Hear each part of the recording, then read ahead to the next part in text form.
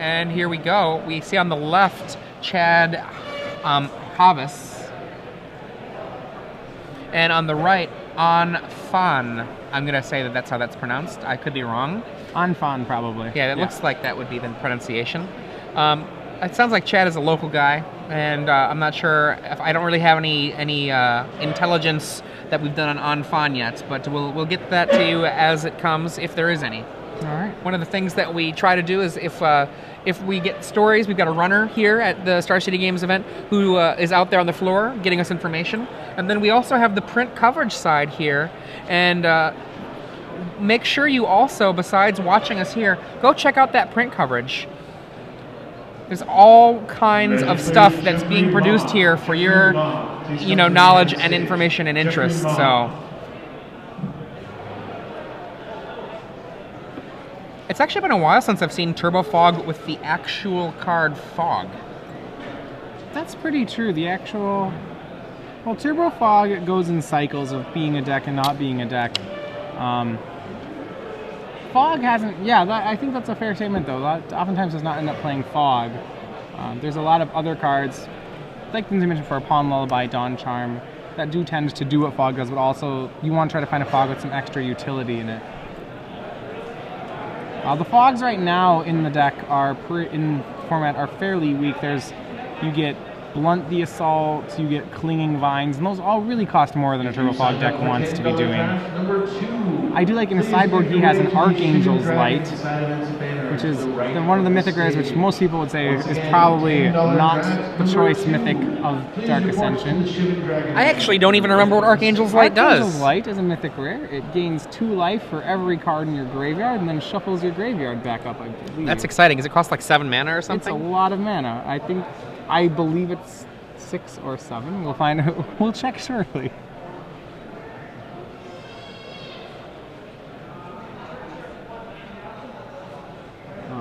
Eight mana. 8 mana. 8 mana.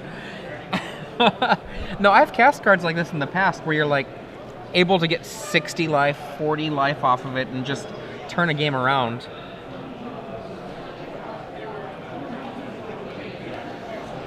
Okay. So let's see if how quick Chad keeps his hand. Should be an indicator, he's looking for one of those rites of flourishings almost for sure. And he's keeping, so hopefully he has one. For those of you who are just joining us, I'm Adrian Sullivan, joined in the booth by Matthias Hunt. Phan on the right with Delver opens with a Gitaxian Probe. And On is in for a surprise as he does not know what his opponent is playing. Well, it's actually possible he does because Chad has had some people around him all day. Well, all these last couple of rounds. So now, look at that. That hand doesn't look so radical. The Fog is the thing that gives it away, though. The Fog is the thing that gives it away. You see a Day of Judgment Snapcaster Mage ×2, a Fog, a Jace, and a pair of lands. A Hinterland Harbor and a Sun Petal Grove? Is that what I see? Yep, a Harbor and a Grove, so he has access to all his colors right now.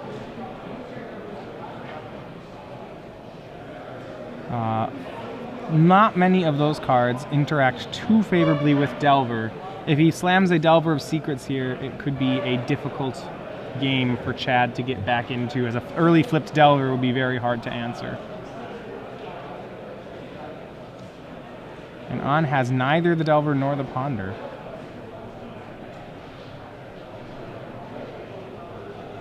Probably means he has a hand of counter spells. Hinterland Harbor from Chad. Second land from On. Holding back the Glacial Fortress. He wants it to come into play next turn. Almost certainly, and Chad would know that he's almost certainly sitting on Mana Leak here.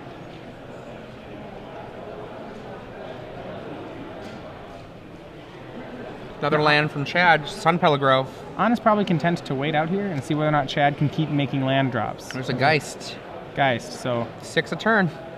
Well, I mean, Chad, at this point, would consider just dropping a Snapcaster Mage. Absolutely.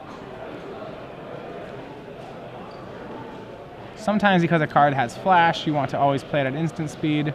But we might see now that Mana Leak could be really painful if Chad tries to drop that anymore. I would have really enjoyed the casting of the Snapcaster just straight up. Just as a Coral Merfolk. Right, I think Chad realizing right now what's about to happen if he tries to block it. one of the Justin Treadway tokens. For those who were asking, sign-ups for our... He's looking for a land there. Just to Did you see take that it. little flourish? That was a look for a land flourish. I'm looking for a land. Only 5. 3 Moon Ponder, my favorite ponder. It's 4 rounds Swiss, prizes based on record. So if you Are you a fishy ponder or a 3 Moon Ponder, Matthias? I like the ones, I like the fish ones, or I like the ones that look like the spirit bombs, the full art ones. Okay, fair enough. And he keeps the cards on top, which is probably a good sign. All right, it means he probably found his land. An island would be the best land he could lay here. Well, he really needs to get a blocker into play. He needs to start, yeah. Upkeep. What are we gonna do? Upkeep fog. So instead of using the snap, so he's instead of trading with a snapcaster, I think he's electing to fog, snapcast, fog, to try to work his way up to the Day of Judgment. Remember, that ponder was a card he left. 3 cards he left there. So presumably he likes what he has. Another land. Yeah, and that's really all the land. If it's one more land, he does have one more land clearly, but 5 is really all he 3 needs. Rites of Flourishing. Wow, that is. What does that card do? For those of you who don't know, this is a exploration and a Howling Mine for both players. So it's only half an exploration. They get 1 extra land, not 2. Exploration only gives you 1 extra land. Isn't it 2 extra per turn? No. I don't play. Oh, I see. No, it's Azusa that's 2. Exploration, yes. It's exploration, sorry.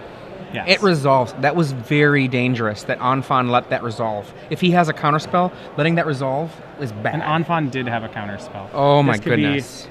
Phan does have a large amount of counter magic in his deck. He probably is under the game plan where he's going to play Protect the Geist. That is. I'm going to tell you right now, if you ever have an opportunity to stop a card like Howling Mine, you usually stop it. Stop it. Your deck is not set up for this. Their deck is. Howling Mines look like a lot of fun, but the guy who's playing it usually put it in his deck for a reason. You say, oh yeah, more cards, I'd love that, but... So now here comes... Snapcaster, Here comes Ambush Viper to try to... Ambush, Snapcaster, it's me, Tiago. Even has the green mana. It could have been Ambush Viper. And I think we're going to see... Oh, it's not a counter. We got a gut shot. And Phan much stronger, can throw away 2 life, no problem. Nice try, Mr. Bond. Now, that angel is actually dead, so don't be fooled. Phan has both a Mana Leak and a Dissipate here. His sit back and his counter spells plan may actually work. I'm going to predict that it... I don't know that that's going to be... Oh, unless Chad does stuff like this. Tapping out for Jace is certain... Yeah, there we go. Don't do that. He has a Day of Judgment and another Snapcaster Mage, and he needs one of those 2 to take out the Geist of St. Traft. If he's able to have that happen, it seems pretty good that he should be able to win. Though on Phan's hand is Snapcaster, Dissipate, Mana Leak, which all really help stop Chad from really resolving either of those. Main phase. Snapcaster for the Ponder. Excellent as to where you'd want to use it. But he has Snapcaster for the gut shot, so On will probably let this resolve. Well, do we see a Dissipate? I mean, I would think the right move here is to let it resolve, Snapcast, gut shot it, and then hit him hopefully for 8. You know, as that's exactly 8 damage on the table.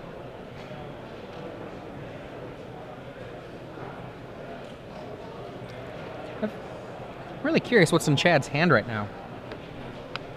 We know see an it has On. a Gideon and a Day of Judgment. He's going to cast Mana Leak, and he's just trying to tap Chad down here. If you signed up for Commander Pod number 1, we are ready to go. Seems like On is going to go Mana Leak, hope that he pays for it, then dissipate it, then play Snapcaster. Or maybe that he's still doing the Snapcaster play, but he's hoping. Right. Snappy Mana Leak, and that's death on the table unless Chad has something. Yep. Boom.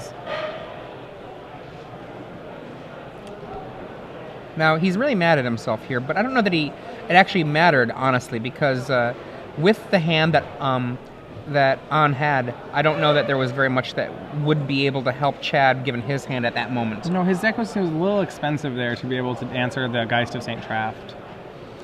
In the sideboard for Chad, I think what we're going to probably see is we're probably going to see the removal of Witchbane Orb which does not do very much game 1 other than protect him from a gut shot, which is not that great. I think we're going to see Gideon Jura come in. I think we're going to see a negate come in. A lot of people don't like negate against decks like Delver, but why I like negate against these things is you actually have cards that you really just want to fight a fight and have it resolve. And Day plus negate costs 6 mana, sure, but it's better to have it cost 6 mana and have it resolve than have it never resolve. Right. On On's side of the table, we'll certainly see a negate come in, as almost all the business cards in Chad's deck are not creatures. Oblivion Ring looks like a viable choice as well. Oblivion Ring's fine. It's good for about, yeah, because Chad's win conditions are the Rites of Flourishing and Planeswalkers. Oblivion Ring is probably a very good choice.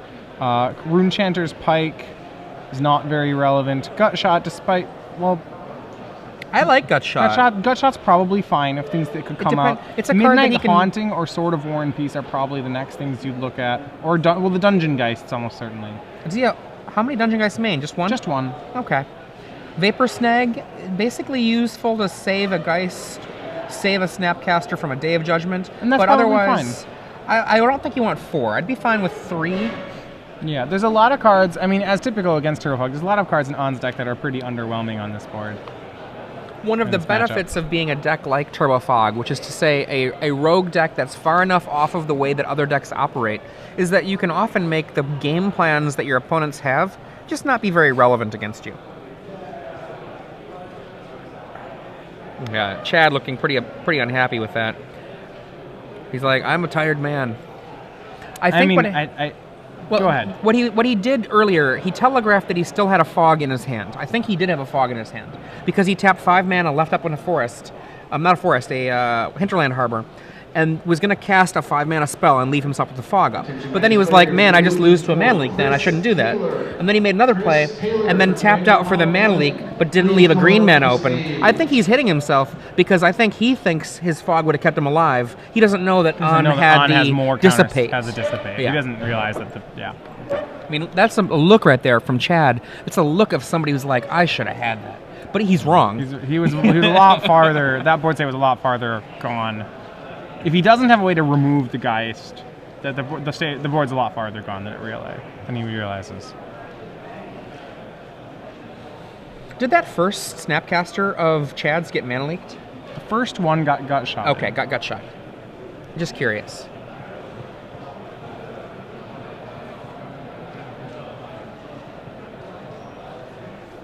That's right. Yeah.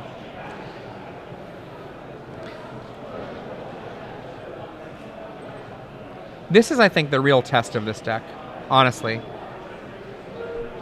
Is how well it can deal with a deck that's actually an aggro control deck. Right. Aggro control is the bad matchup for him, typically. Things that can stick a good early relevant threat and protect it, and both Geist. So what On's looking for is he's looking for either a Geist or a Delver in the early game.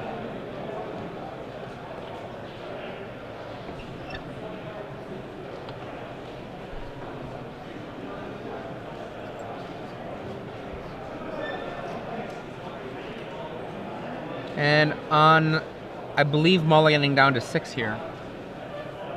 Chad is? Or I think that's on mulliganing. Oh, okay, he just took a really, really long time to sideboard. Okay.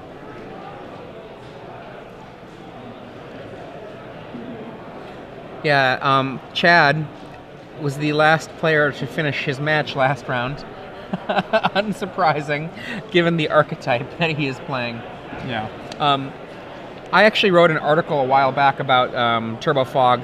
It's called The Killing Fog. So if you go to Star City Games Premium, it's actually off of the Premium now because any Premium article is available later. A deck that I was working on for Modern and before that for Standard, I almost won a grinder with it in, I guess that'd be 2 years ago, but didn't quite. And it's not quite good enough for Standard either. For Modern either, but not because of the reason you might think. It's because of Jund. Jund is such an animal against a deck like this, where they've got ways to attack your hand. They've got hard pressure. Well, then they've got Maelstrom pulses for your one for your thing that haulers. Turbo Fog does is it gives the opponent time. Gives them time and cards. Gives them time and cards. So you have to say, what can the opponent's deck do with time and cards? And can you still answer it? In this situation, if Chad gets to a point where there's a Rites of Flourishing down and he's able to clear all the creatures off On's board, On will be very hard pressed to win the game. Yeah, I agree. Okay, now On is mulliganing. So I guess I was just being Nostradamus for a second there. What Chad needs to do here, Chad looks like he's still beating himself up a little bit. I mean, I tilt myself, so I understand what it's like, but I don't tilt very often. But when you tilt, tilting, by which I mean be emotionally still playing out that last loss in your head. I think you just have to acknowledge that you made a mistake. You acknowledge, you internalize, like, okay, I made a mistake, and now I have to play another game. So, don't try.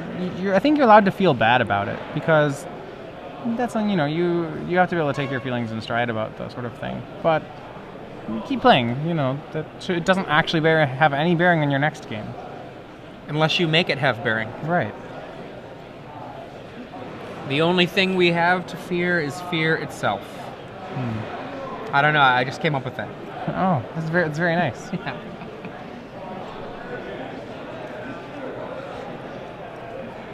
For those of you who is this Chad also mulliganing? I think that Chad might also be mulliganing here. Yeah, we'll see in a second. No, or he's just shuffling On's deck. Oh, yeah. There we go. He's shuffling On's deck. There we go. Chad's on 7 cards. And, that was Godzilla for a second there. All right, so Chad Havas. And Evolving Wilds on with that turn 1 Delver, very critical turn 1 Delver. Those early, sticking one of the early threats and protecting it, and Chad will give him plenty of time, so the Delver will be a 3/2 flyer at some point here. Look at that island. Trying to identify that island. Is that Portal? Portal 1? I'm not sure.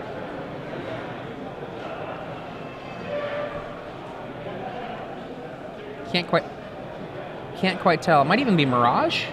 I was gonna go Invasion, but I'm not sure. So nothing out of Chad. And the top of the card still a is nothing. It's a good card. He's got a good card. Deck only plays good cards. We see a Seachrome Coast in for 1. Well, what I think is interesting about Chad's deck is that he is not playing Mana Leak. So almost certainly the Delver will be a 3/2 next turn. We see a Ponder. So On might have to face the difficult decision of, does he want to flip of shuffling versus not shuffling, if the hand is particularly bad. But it looks like he's kept. And Chad would really love to slam a Rites of Flourishing here.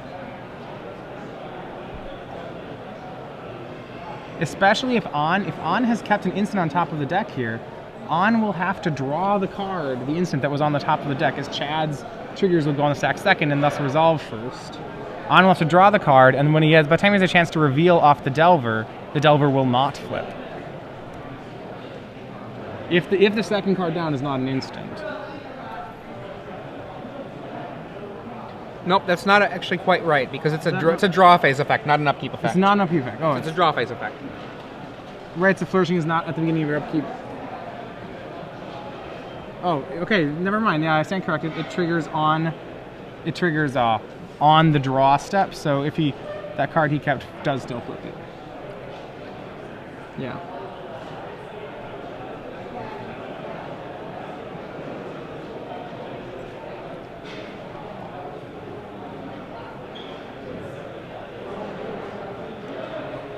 So On makes his 4th land drop, 3rd and Okay, swings in for 3. So he has his first damage source on the board. There's going to be a hopeful path to victory, though Chad has got to like the way it's progressing. Except an O-ring comes down the rights of flourishing, which is pretty key on that right there. On deciding retapping, keeping open a duel. The problem, though, is by keeping down counter magic, he's given Chad the opportunity to resolve Gideon Jura, say. And if Chad has something like that, and it is Gideon Jura now. I think he's going to murder somebody. Now the insect is going to go away. Boy. So, surprise, the Turbofog deck's not a Turbofog deck, it's just playing Gideon. Yeah, swat that fly. Yeah. And barring another O-ring, On is in a very difficult spot here. Gideon is an incredible... He needs to resolve a Geist, or draw... He needs a Geist or an O-ring. Gideon is a very hard card for the deck to deal with. So, the sideboard choice that On made, apparently, -1 Ponder, -1 Midnight Haunting, minus both of his Thought Scours for a Negate, 2 Oblivion Rings, and a second Surgical Extraction. Well, all the cards he boarded didn't seem fantastic. I'm not sure I liked all the cards that are being boarded out at the moment. Yeah. I don't see a real reason for keeping in Rune Chanter's Pike. We see Sword of War and Peace and Delver come down. So, well, now he's able to protect himself against Gideon brawling with the Delver of Secrets. Buried Rune from Chad. 6 mana. He says, attack me. I'm here, kill me. And, you know, On will happily oblige as Gideon can't retaliate.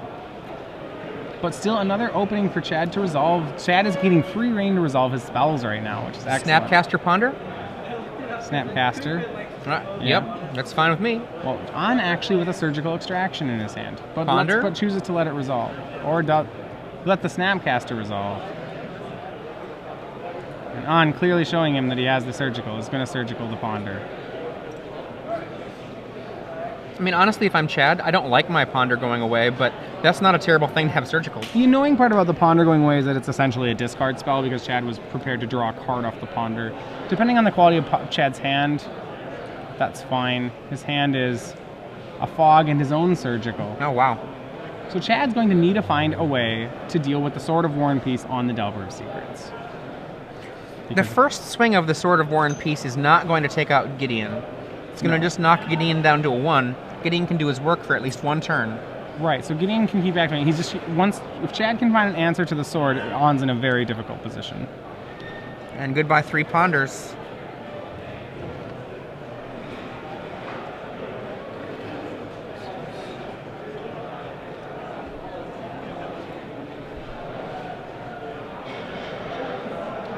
His own Surgical Extractions. That's interesting. That is interesting. He sided in probably It fights Snapcaster, I guess, from the opponent, but... Well, he does have, like we said, he has his Witchbane Orbs probably need to go. And Beast Within is a fairly weak card, though Beast Within would be an excellent card right now, so maybe that's... I'm not sure if I agree that Beast Within's a weak card. Well... And he's like, what's he going to do? He Surgical's the Surgical. Let's find out what's in your deck. There is 1 more Surgical in there. Let's see your hand. Make sure you get to see that play seems a little hasty to me. I would wait. See, there's a Snapcaster, and now On gets to. I'm not sure I really like that play. I'm with you. I'm not a big fan. He does get to see his opponent's deck, but I mean, it's not actually all that shocking what's in there right now. He gets to know that there's a Dissipate. I suppose Surgical Extraction is very good against him. So in that sense, he was hoping that does eventually hit the Surgical. But, you know, wait until his opponent... I would like him to wait until his opponent plays the Snapcaster range and then get extra value off it. There's actually, if he's worried about Surgical, there's no way to do that, though. Because his opponent can just, like... He waits until Snapcaster targets the Surgical Extraction before it gains flashback. Oh, I see what you're saying. Okay. Gotcha. You're talking about waiting and using it to stop the Snapcaster, to effectively make the Snapcaster into a 2-1. And we see 2 damage then from, I would say, a premature Gut Shot. You could always get some more information and see if that's necessary. It does cost 0 mana the way he's casting it either way. Right. Both players are burning through the 0 mana cards in their hand.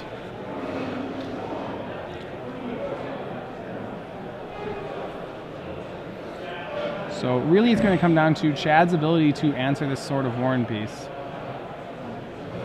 It's worth noting that right now the Gideon represents 2 fogs. Probably the best thing to do might be for Chad to burn up the fog in his hand. I disagree. I think he lets the Gideon get hit.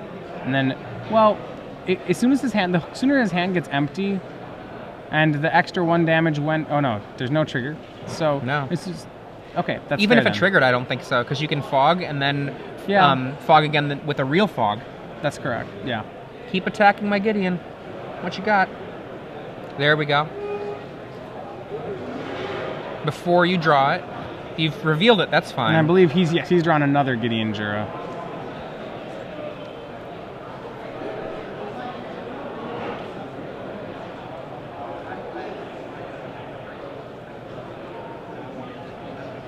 Actually, given a Beast Within, the question is Chad could also Beast Within the Oblivion Ring.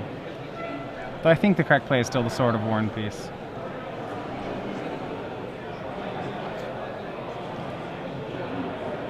So Chad still with more lands off the top, but really with a big stream of Gideons, and as soon as he gets his 8th land, the second Gideon that's in his hand is also mana leak proof.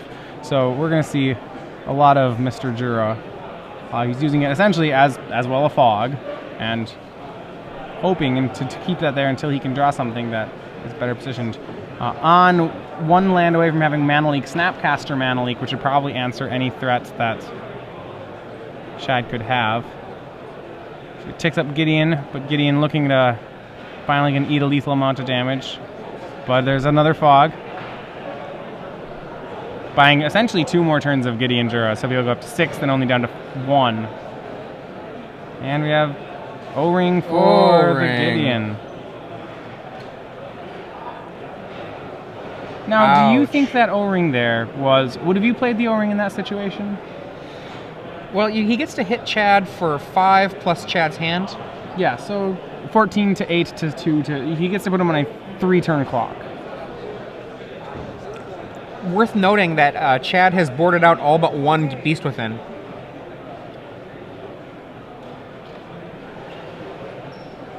Oh, he looks frustrated. Yeah, he is frustrated. He does have another Gideon, which is going to be mana leak proof. That's his last card.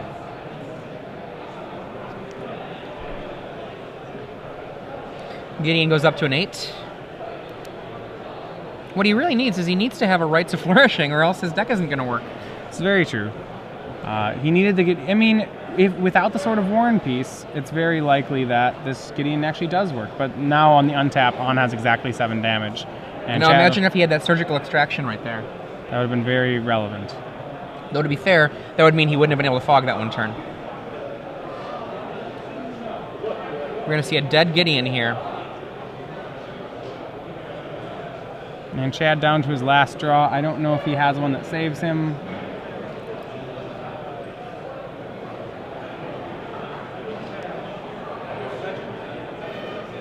Says go. This is going to be 2, 4, 7, 8 damage total, knocking Chad to 6. Not his last draw, sorry. One more. He has one more, but now On, with his last 2 cards being Mana Leak and Snapcaster Mage, has enough damage to Mana Leak, Snapcaster, Mana Leak, which I think pretty much closes this up. There we And go. there's the handshake. On Phan, knocking down Turbo Fog.